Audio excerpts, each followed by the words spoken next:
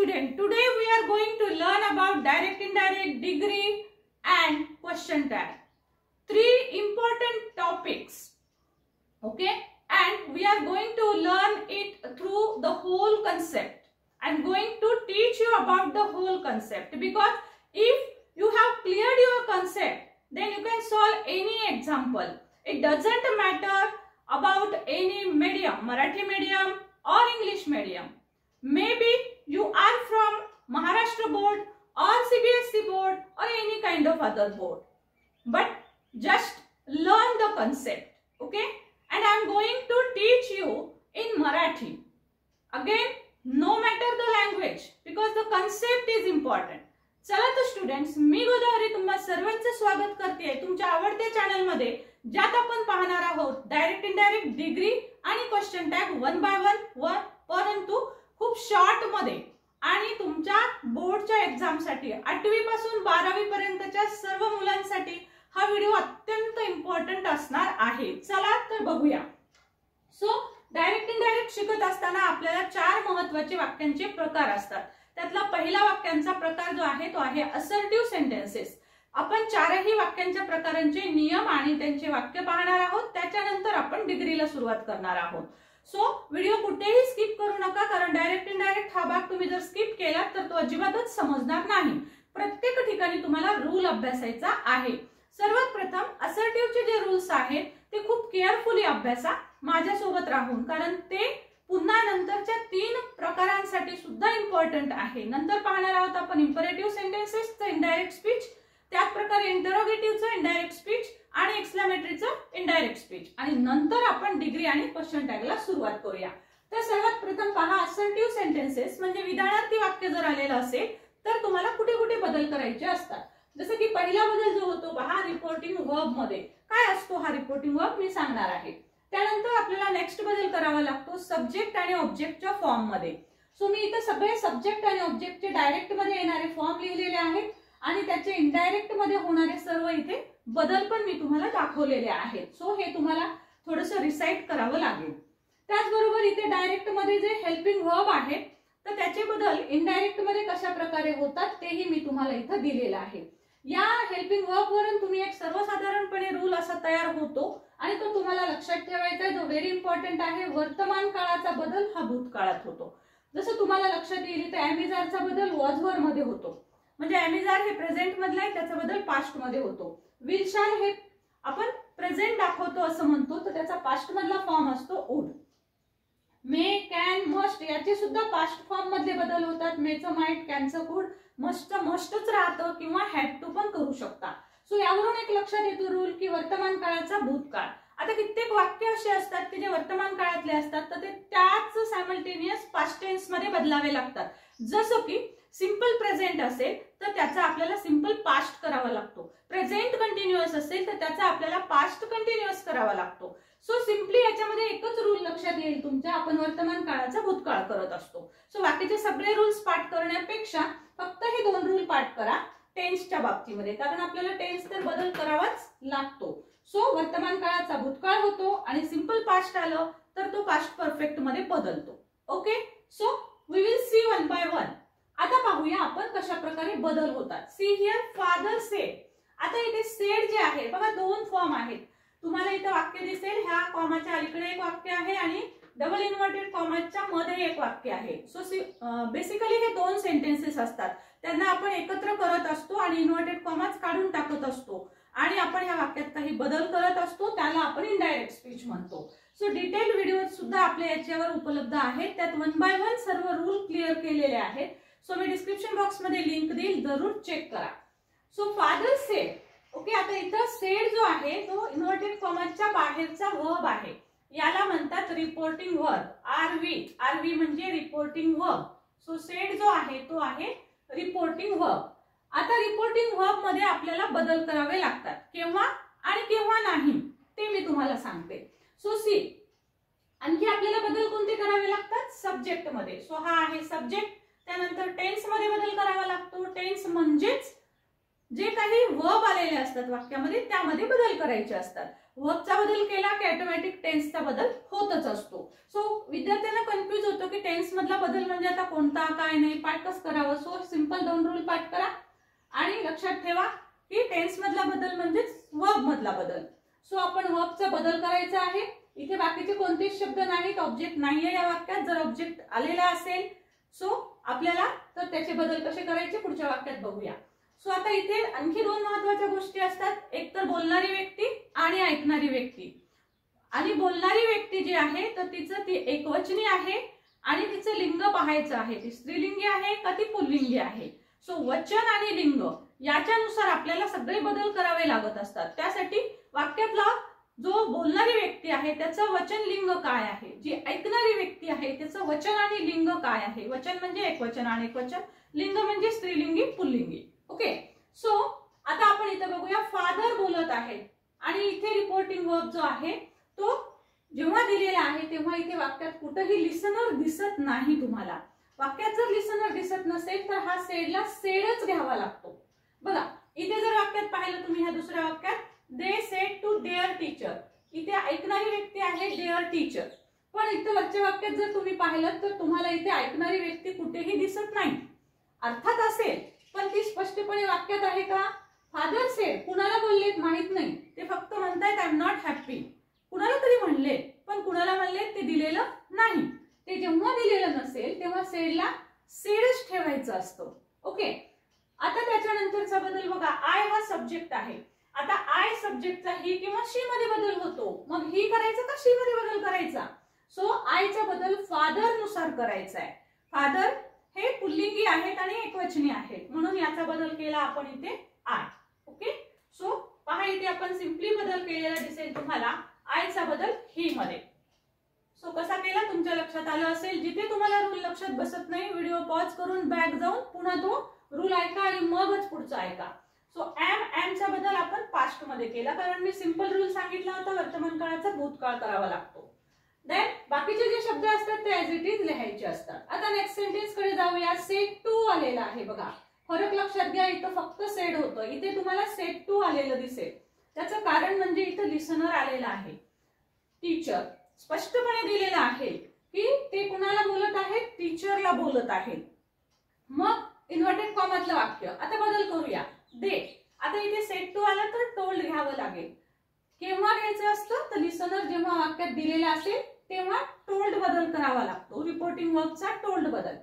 So हा नियम खूप जणांना समजत नाही, सो केअरफुली लक्ष द्या. सो आपण इथे घेतलेला आहे टोल्ड. ओके. कुणाला बोलतो आहे, their teacher. So their teacher listener आधी घेतला, त्याच्यानंतर दॅट. जसं इथे तुम्ही पाहाल हे 2 वाक्य जोडण्यासाठी आपण दॅट हा शब्द घेतलेला आहे. ओके. फादर सेड एक वाक्य आहे आणि आय एम नॉट हॅपी हे एक वाक्य आहे.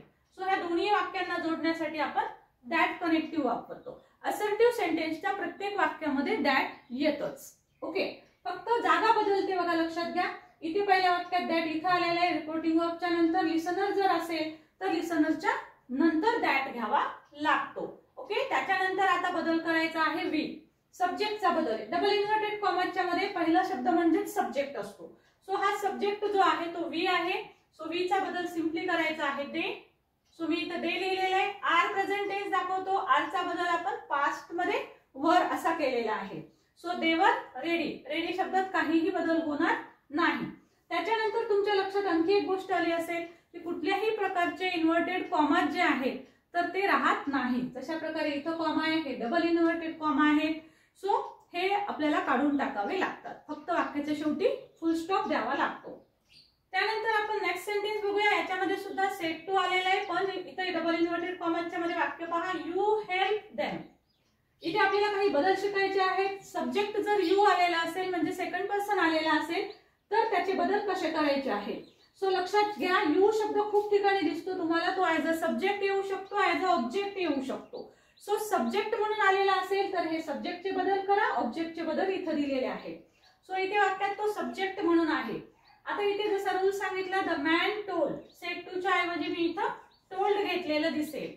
टोल्डच्या नंतर हर शब्द आलेला आहे, लिसनर नंतर दॅट. आता यू चा बदल आपल्याला करायचा आहे. यू चा बदल नेहमी ऐकणाऱ्या व्यक्तीनुसार करायचा असतो. जसं मी इथं पानाने दाखवले, यू चा बदल हर नुसार. आय आलेला असेल तर आयचा बदल हा स्पीकर नुसार असतो, म्हणजे जी बोलणारी व्यक्ती आहे तिच्यानुसार. तिच्यानुसार म्हणजे काय, तर ती एकवचनी आहे का, स्त्रीलिंगी आहे का, पुल्लिंगी आहे, त्यानुसार आपल्याला ठरवावं लागतं की आयचा बदल ही येईल कशी येईल. तसंच यूचा बदल पण ऐकणाऱ्या व्यक्तीनुसार करायचा. इथं हर आहे ऐकणारी व्यक्ती, हिचं एकवचन आणि एकवचन पहा आणि त्यानुसार मग आपल्याला इथे बदल करावा लागेल. या यूचा बदल आपण केला इथे सी मध्ये. ही का नाही केला, कारण हर आहे, त्यामुळे आपल्याला इथे स्त्रीलिंगीच बदल घ्यावा लागेल. त्यानंतर पहा यू हेल्प्ड, म्हणजे हा आहे सिंपल पास्ट. मी तुम्हाला सांगितलं होतं सिम्पली हे दोन महत्वाचे रूल्स आहेत. सो सिंपल पास्ट म्हणजे याचा अर्थ दुसरे रूल्स नाहीत असं नाही, मी अगोदर तुम्हाला ते रूल्स सांगितलेले आहेत. सो सिंपल पास्ट आलेला असेल तर त्याचा बदल होतो पास्ट परफेक्ट. म्हणून पास्ट परफेक्ट मध्ये आपल्याला हॅड आणि वर्बचा थर्ड फॉर्म घ्यावा लागतो. म्हणून मी इथं हॅड घेतलंय आणि वर्बचा थर्ड फॉर्म देम. लक्षात घ्या, थर्ड पर्सन जो असतो म्हणजे ही, शी, इट आणि दे हे थर्ड पर्सन आहे. ह्या थर्ड पर्सन मध्ये काहीच बदल होत नाही.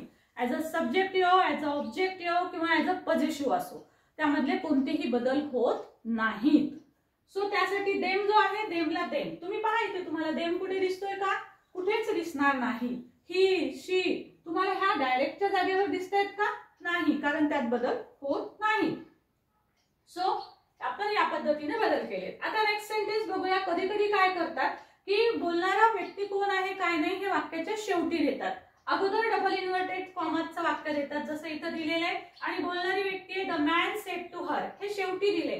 पण उत्तर करताना आपल्याला ते सुरुवातीलाच घ्यावं लागतं. The man said to her, तर टू हर सेड टू च्या ऐवजी आपण घेतलंय told. The man told her. Okay, her. त्याच्यानंतर आपण दॅट कनेक्टिव्ह घेतलेलं आहे. आता वाक्यातला बदल कोणता करायचा, तर डबल इन्व्हर्टेड मधला. तर आयचा बदल, आता आय कुणाबद्दल आलेला आहे, सो मॅन बद्दल आलेला आहे.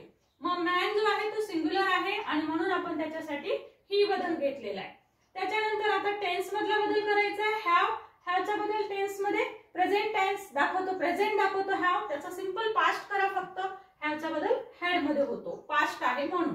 ऍक्च्युअली याचा रूल असा आहे की प्रेझेंट परफेक्ट आहे हा, तर पास्ट परफेक्ट मध्ये बदल होतो. म्हणून लक्षात ठेवायचंय हॅव मध्ये बदल केल्यावर पुन्हा कमचा बदल करायचा नाही. बरेचसे विद्यार्थी कमचा बदल पुन्हा केम करतात, पण तसा होत नसतो. सो त्यानंतर टू च्या नंतर इथे यू आलेला आहे. सो इथे बघा यू ची जागा लक्षात घ्या. वाक्याच्या सुरुवातीला आले तर सब्जेक्ट, वाक्याच्या मध्येच कुठेतरी आलेला असेल तर तो ऑब्जेक्ट असेल. सो आता ह्या यू चा ऑब्जेक्ट म्हणून बदल पाहायचा आहे. एकवचनी आहे का अनेकवचनी आहे, दोन बदल आहेत. इथे यू जो आहे तो हर बद्दल आलेला आहे म्हणजे एकवचनी आहे. सो त्यासाठी यू चा बदल आपल्याला करावा लागतो ही मध्ये. Sorry, okay okay okay, yes, here. इथे पहा. सो यू चा बदल जो आहे आपल्याला हॅड कम टू हर. हर हा यू चा बदल ऑब्जेक्ट आहे. सो इथे बघा एकवचनी बदल हिम आणि हर आहे. सो आपल्याला आलेला लिसनर आहे आपला हर. सो हर नुसार आपल्याला हा बदल करावा लागेल हर मध्ये. ओके, हिम घेता येणार नाही. बाकीचे शब्द ऍज इट इज आणि वाक्याच्या शेवटी फुल स्टॉप द्यायचा असतो. सो सी स्टुडंट, अशा पद्धतीने हे आपण असर्टिव्हचे सर्व नियम मी तुम्हाला इथे कव्हर अप केलेले आहेत. याच्यानंतर बघूया imperative sentence. Just take a screenshot.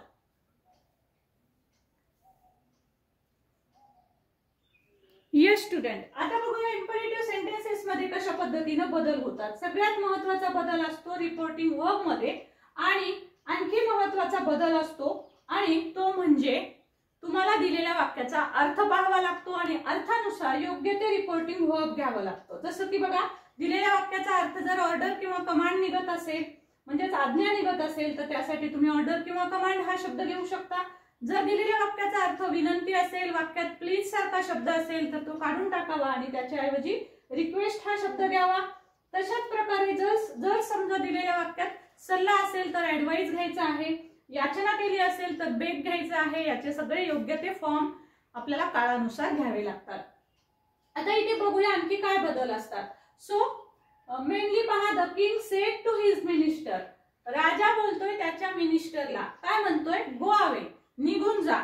आता असं म्हणतो याचा अर्थ तो त्याला आज्ञा देतो आहे. मग अशा वेळेस या वाक्याचा बदल कशा पद्धतीने करायचा, पहिले तर रिपोर्टिंग वर्ब मध्ये बदल करायचा आहे. द किंग, आता त्याने आज्ञा दिलेली आहे त्यामुळे मला घ्यावं लागेल इथे ऑर्डर किंवा कमांड. भूतकाळात आहे त्यासाठी मी इथे याला एडी लावते. The king order. कुणाला ऑर्डर केलेली आहे? His minister, his minister. Okay, order झाल्याच्या नंतर लिसनर. आणि आता याच्यात बदल काय करावे लागतात? असर्टिव्हचे जे तुम्ही बदल शिकलेले आहात ते इथं वापरायची गरज नाही, कारण हे वाक्य आज्ञार्थी असतं. आज्ञार्थी वाक्याची सुरुवात वर्ब ने झालेली असते. सिंपली आपल्याला काय करावं लागतं, तर याच्या वर्बच्या पूर्वी टू घ्यायचा आहे. लक्षात घ्या, इथे दॅट येत नाही. दॅटच्या ऐवजी आपल्याला इम्परेटिव्ह मध्ये टू घ्यावा लागतो. सो मी इथे टू घेतलाय. टूच्या नंतर मेन वर्ब. आता इथे वर्ब मध्ये पण बदल करायचे नसतात, कारण टूच्या नंतर वर्बचा फर्स्ट फॉर्म येत असतो, नेहमी फर्स्ट फॉर्म. त्यामुळे टूच्या नंतर गो लिहायचं आहे. टू गो अवे आणि फुल स्टॉप. इतकं सिंपल असतो हा वाक्याचा प्रकार, खूपच सिंपल असतो. सो नेक्स्ट आन्सर बघूया. आता इथं वाक्य बघू. Said to her friend. फ्रेंडला काय म्हटले? प्लीज. प्लीज शब्द आला की ती रिक्वेस्ट असते. सो मग आन्सर कशा पद्धतीने येईल बघा. रितू. आता सेड टू च्या ऐवजी आपल्याला इथं रिक्वेस्ट घ्यावा लागेल, कारण प्लीज शब्द आहे, विनंती आहे. So Ritu requested her friend. Her friend. फ्रेंडला ती रिक्वेस्ट करते आहे. प्लीज शब्द काढून टाकायचा आहे. त्याच्यानंतर बघा वर्ब आहे. सो वर्बच्या पूर्वी सिंपली आपल्याला टू घ्यायचा आहे, दॅट घ्यायचं नाही. आणि वर्बचा फर्स्ट फॉर्म, वर्ब मध्ये पण बदल करायचा नाही. ऑलवेज टू च्या नंतर वर्बचा फर्स्ट फॉर्म येत असतो, लक्षात घ्या. सो आपल्याला इथे वर्बचा फर्स्ट फॉर्म घ्यायचा आहे, जसं आपण इथे पण वर्बचा फर्स्ट फॉर्म घेतलेला आहे. आता मीचा बदल. मी हा शब्द जो आहे तो रितू बद्दल आलेला आहे. सो मीचा बदल बघा इथे हिम किंवा हर आहे. सो रितू ही मुलगी आहे, त्यासाठी आपल्याला इथे बदल घ्यावा लागेल. To give her 100 rupees. So या मीचा बदल आपण हर केलेला आहे. त्यानंतर नेक्स्ट सेंटेन्स बघूया. आता हे तुम्हाला आज्ञा कळाल्या असतील. काही वेळेस वाक्य जे आहेत ते निगेटिव्ह सेंटेन्स मध्ये येतात, निगेटिव्ह आज्ञा येते. जसं की टीचर सेड डोंट स्पीक राज. राज नावाच्या विद्यार्थ्याला ते म्हणतात बोलू नको. सो इथे पण ऑर्डर आहे. सो वाक्य आन्सर येईल द टीचर ऑर्डर्ड. कुणाला ऑर्डर केलेली आहे? राजला केलेली आहे. राजला आपल्याला बाहेर घ्यावं लागेल. सो ऑर्डर्ड राज. आता डोंट जर आलेला असेल तर डू काढून टाका आणि नॉट आधी शब्द घ्यायचा आहे. Not to. Okay, not to. टूच्या नंतर वर्बचा first form speak. Not to speak आणि शेवटी फुल स्टॉप. म्हणजेच रूल काय आहे आपला? जर वाक्यामध्ये डोंट शब्द आलेला असेल तर आपल्याला डू काढून टाकावा लागतो. इम्परेटिव्ह सेंटेन्सेस मध्ये नकारार्थी वाक्य जर असेल तर डू काढून टाका. आणि बदल काय घ्यायचा आपल्याला? नॉट टू करा. ओके, टू आधी घ्यायचं नाही, पहिले नॉट घ्यायचं आणि नंतर टू घ्यायचे. Just take a screenshot. आता पाहूया स्टुडंट इंटरोगेटिव्ह सेंटेन्सेस. प्रश्नार्थक वाक्य जर आलं तर त्याचा इनडायरेक्ट कसा करायचा? महत्वाची गोष्ट, याच्यामध्ये पुन्हा दोन प्रकार असतात. जसं की WH चा एक क्वेश्चन असतो आणि एक वर्बल क्वेश्चन असतो, ज्याची सुरुवात कुठल्या तरी हेल्पिंग वर्ब न असते. जसं की Gita are you ready. R ने सुरुवात आहे, इथे कुठलाही WH चा वर्ड नसतो, म्हणजे तो येस नो टाइपचा क्वेश्चन असतो. सो दोन्ही प्रकारचे प्रश्न असतील तर कसे बदल करायचे बघूया. यात महत्वाची गोष्ट अशी असते की ही प्रश्नार्थक रचना असते. उत्तर करत असताना आपल्याला उत्तर हे विधानार्थी वाक्याच्या रचनेत लिहावं लागतं. हा मोस्ट इम्पॉर्टंट बदल असतो. याच्यावरचा डिटेल्ड व्हिडिओ आहे आपला, तो तुम्ही जरूर पहा, कारण त्याच्यामध्ये प्रश्नार्थक वाक्याची रचना डिटेल मध्ये मी समजावून सांगितले की विधानार्थी कशी करायची आणि त्याच्यातून पुन्हा आपण उत्तर कसं करायचं. सो मी इथे तुम्हाला डायरेक्ट सांगणार आहे. सो बघा, आता इथे विकासने प्रश्न विचारलेला आहे. प्रश्नार्थक वाक्यामध्ये रिपोर्टिंग वर्ब साठी आपल्याला आस्क्ड घ्यावं लागतं, कारण आस्क म्हणजे प्रश्न विचारणे. ओके, सो त्यासाठी आपण इथे घेणार आहोत विकास. सेड टू बदलायचा आहे, त्याऐवजी घ्यायचंय आस्क्ड. प्रत्येक प्रश्नार्थक वाक्यात आपल्याला आस्क्ड घ्यावा लागतो, दोन प्रकारच्या वाक्यांमध्ये सुद्धा. सो आस्क्ड कुणाला विचारलेला आहे? निशाला. सो लिसनर असेल तर तो लिहावा आस्क्ड निशा. त्यानंतर WH चं वाक्य असतं तेव्हा WH चा जो काही वर्ड असेल तो ऍज इट इज लिहायचा आहे, जसा आहे तसा. त्याच्यानंतर वाक्यातला जो सब्जेक्ट आहे तो आधी घ्यावा लागतो आणि नंतर वर्ब घ्यावा लागतो. सो वाक्यातला सब्जेक्ट आहे यू. आता यू इथे निशाबद्दल आलेला आहे. पहिले आपल्याला सब्जेक्टचा बदल करायचा आहे. निशानुसार यूचा बदल सब्जेक्ट मध्ये. बघा यूचा बदल दोन होतात, ही आणि शी मध्ये. सो इथे आपल्याला निशासाठी बदल घ्यावा लागेल शी. ओके, वेअर हा कनेक्टिव्ह झाला इथे. जसं आपण दॅट घेतो, दॅटच्या ऐवजी इथे आपल्याला वेअर घ्यावं लागतं. सो बघा असर्टिव्ह मध्ये दॅट येतो, इम्परेटिव्ह मध्ये टू येतो, डब्ल्यूएचच्या प्रश्नात डब्ल्यूएचचा वर्ड असेल तोच येतो, आणि जर एसनो टाइपचा असेल तर त्यामध्ये इफ येतो. ओके, आणि नंतर आपण एक्सक्लामेटरी बघणार आहोत, त्याच्यामध्ये पुन्हा कनेक्टिव्ह दॅट येतो. सो इथे घेतलं सी, सीच्या नंतर आता आर कडे जायचे, कारण करता झाल्यावर क्रियापद घ्यायचं. आर जशाल तसं येणार नाही, याचा भूतकाळातला बदल येईल सी नुसार वॉज. आणि गोइंग मध्ये काहीच बदल होणार नाही, कारण हेल्पिंग मध्ये बदल केल्यास मेन मध्ये इथे करावा लागत नाही. आणि शेवटी फुल स्टॉप येईल. फुल स्टॉप लक्षात घ्यायचे, प्रश्नार्थक चिन्ह द्यायचं नाही. आणि मेनली आपण रचना बदललेली आहे. वेअरच्या नंतर आधी आपण सब्जेक्ट घेतलाय, नंतर वर्ब घेतलेला आहे उत्तर करताना. आता इथलं वाक्य बघूया आपण. सो इथे सुद्धा प्रश्नच आहे. सो म्हणून आपण प्रश्न आहे म्हणून इथे येणार शंकर आस्क्ड. कुणाला विचारलाय प्रश्न? गीताला. त्याला बाहेर घ्यावं लागेल. शंकर आस्क्ड गीता. आता इथे कुठे डब्ल्यूएचचा वर्ड नाहीये. जर असेल तर तोच कनेक्टिव्ह असतो, पण इथे नाहीये, त्यामुळे इथे आपल्याला एक वेगळा कनेक्टिव्ह घ्यावा लागतो. ओके, सो इथे इफ घेतलेला आहे, त्यानंतर पुन्हा रचना बदलावी लागेल. आधी सब्जेक्ट घ्यायचा, नंतर वर्ब. आता यू घेताना बदल करूनच घ्यायचा आहे. यू कुणाबद्दल आलेला आहे? लिसनर बद्दल, म्हणजेच गीता बद्दल. म्हणून आपल्याला यूचा बदल बघा, सब्जेक्ट ही किंवा शी मध्ये बदल. गीता नुसार आपल्याला सब्जेक्ट घ्यावा लागेल सी. आरचा बदल सी नुसार वॉज, प्रेझेंटचा past. She was ready, if she was ready, आणि फुल स्टॉप. ओके, सो याचा डिटेल व्हिडिओ हवा असेल तर डिस्क्रिप्शन बॉक्स मध्ये लिंक आहे, तो जरूर पहा. नेक्स्ट पाहूया, just take screenshot. Yes student, आता पाहणार आहोत एक्सक्लामेटरी वाक्य. एक्सक्लामेटरी म्हणजे उद्गारवाचक वाक्य. तर आता ह्याच्यामध्ये एक विशिष्ट असा काहीतरी उद्गार काढलेला असतो. हे वाक्य काही जणांना पाहिल्याबरोबर ते प्रश्नार्थक आहे का असंही वाटू शकतं, परंतु लक्षात घ्यायचं आहे हाऊ ने सुरू आहे, व्हॉट ने सुरू आहे. पण अशा वेळेस शेवटचं चिन्ह पाहायचं. इथे एक्सक्लामेशन मार्क आहे म्हणजे हे वाक्य एक्सक्लामेटरीचं आहे. इथे पण व्हॉट ने सुरुवात आहे, पण शेवटी चिन्ह एक्सक्लामेशन मार्क आहे. प्रश्नार्थक असेल तर तेव्हा ते प्रश्नार्थकचं वाक्य असेल. सो इथं आपण ओळखून घेतलंय की एक्सक्लामेशन मार्क आहे म्हणजे वाक्य एक्सक्लामेटरी सेंटेन्स आहे. आता जेव्हा एक्सक्लामेटरी सेंटेन्स कराल तेव्हा खूप इझी आहे पहा स्टुडंट, कारण तुम्ही हे सगळं अभ्यासलेलं आहे. सिम्पली तुम्हाला काय करायचं आहे, जे डबल इन्व्हर्टेड कॉमा मध्ये एक एक्सक्लामेटरी सेंटेन्स आलेला असेल त्याचं तुम्ही अगोदर विधानार्थी वाक्य बनवायचंय. अशा पद्धतीने मी कंसात दाखवलंय. सो याचा आपण एक्सक्लामेटरीतून आपण असर्टिव्ह कसं करतो याचा पण स्पेशल व्हिडिओ आहे, तुम्ही पहा. एक्सक्लामेटरी वाक्याचं रूपांतर असर्टिव्ह मध्ये कसं करायचं. So how sweet the fruit is, याचं एक्सक्लामेटरी वाक्य काय होतं? आधी सब्जेक्ट घ्यायचा द फ्रूट, नंतर वर्ब घ्यायचा द फ्रूट इज, त्यानंतर हाऊ किंवा व्हॉट सारखा शब्द काढून टाकायचा, त्याऐवजी व्हेरी शब्द घ्यायचा आणि त्यापुढे ऍडजेक्टिव्ह असेल तो जशास तसं ठेवायचा. तर हे आपलं विधानार्थी वाक्य झालं. पण हेच वाक्य आपलं डायरेक्ट मधलं आहे, म्हणजे ह्या वाक्याचा बदल करण्याच्या ऐवजी आता आपल्याला ह्या वाक्याचा बदल करायचा आहे. आता हे वाक्य तर किती सोपं आहे ना. सो असर्टिव्हचे रूल्स तुम्ही पहिल्या प्रकारातच पाहिले. आता ते सिम्पली तुम्हाला बदलायचे आहेत. फक्त इथे एक लक्षात ठेवा, रिपोर्टिंग वर्ब जो आहे तो तुम्हाला घ्यावा लागतो एक्सक्लेम्ड. स्पेलिंग नीट पाठ करा.